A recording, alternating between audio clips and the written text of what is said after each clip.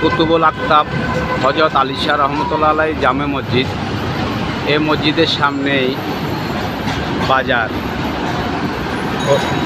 পাশে রয়েছে মাজার শরীফ, পশ্চিমে রয়েছে মসজিদ। যে কোনো সময় ঘটতে পারে বড় ধরনের একটা দুর্ঘটনা। এই এলাকায় অনেক দুর্ঘটনা ঘটেছে, তাই সম্মানিত খতিবের দৃষ্টি আকর্ষণ করছে। খতিব সাহেব যদি একবার বলেন যে মসজিদের সামনে কোনো বাজার চলবে না, না সাথে সাথে উঠে যাবে।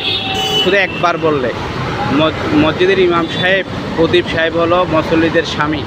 এই এলাকার উন্নয়ন ওনার দ্বারাই সম্ভব। শুধু একটা কথাই বলবে যে মসজিদের সামনে কোনো ব্যবসা চলবে না, বাজার চলবে না, না বলবে শুধু না, সাথে সাথে উঠে যাবে, সাথে সাথে।